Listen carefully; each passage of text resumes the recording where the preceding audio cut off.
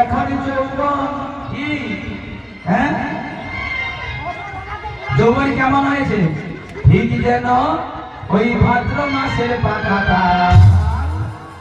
আচ্ছা তাল পাকলে কেমন হয়? তাল পাকলে মায়েরা কথা বলুন, তাল পাকলে কেমন হয়? ও কালো। আচ্ছা এদিকে তাল পাকলে কেমন হয়? লাল। আচ্ছা পেছন দিকে তাল পাকলে কেমন হয়? ওদিকে বলতে সবুজ। কি যে কোনো একটা বলছে।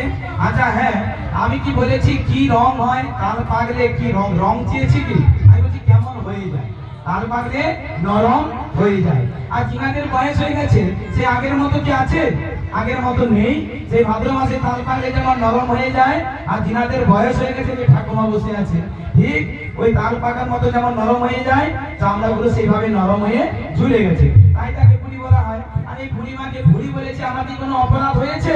বুড়িকে বুড়ি বলেছি। আচ্ছা তুমি বুড়ি নও, তুমি বলে ঝুড়ি গো ঝুড়ি।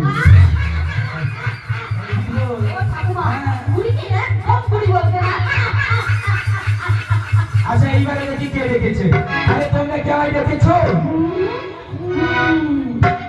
যেন একটা ভ্রমণ চাকে কাছে এসেছে কি? আচ্ছা আপনারা কেউ ডেকেছেন আমাকে? একটু হাত তুলুন, কে ডেকেছেন আমাকে? কে কে ডেকেছেন হাত তুলুন। হ্যাঁ এই মাত্র ৩-৪ জন, আর কেউ ডাকেন না? না না ডাকার একটা কারণ আছে তো, কারণ আমার তো ফোন নাম্বার আপনাদের জানা নেই কি? আচ্ছা আমার ফোন নাম্বার জানেন কি? আমার ফোন নাম্বার জানেন? আচ্ছা আমি আমার ফোন নাম্বার দেবো, কে নেবেন? তুলুন হাত তুলুন। নাম্বার দেবো, আমার নয়, গোবিন্দের নাম্বার দেবো। কে নেবেন হাত তুলুন।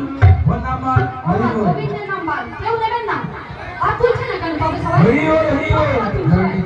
আরে দাদা জোর করে কিছু বলা যায়? যে নেবে সে ঠিক হাত তুলে দেবে। নমস্কার দর্শক মণ্ডলী, এখন সন্তান সোহারি সন্তান আবার অধিকার মুক্ত হইয়া একজন 50 টাকা একজন 10 টাকা উপহার দিচ্ছে। তিনি সাদরে গ্রহণ করুন। আমরা সবাই সহযোগ করুন।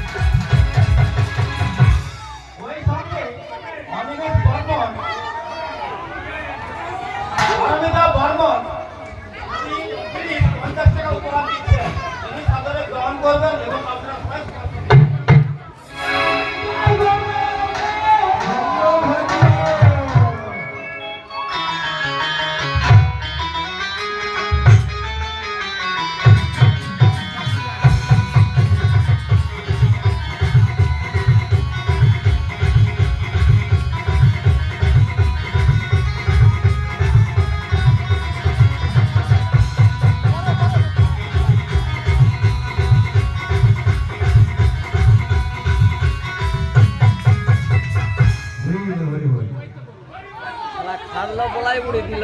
শিরু নিতাই গৌরী প্রেমানন্দে হরি বল।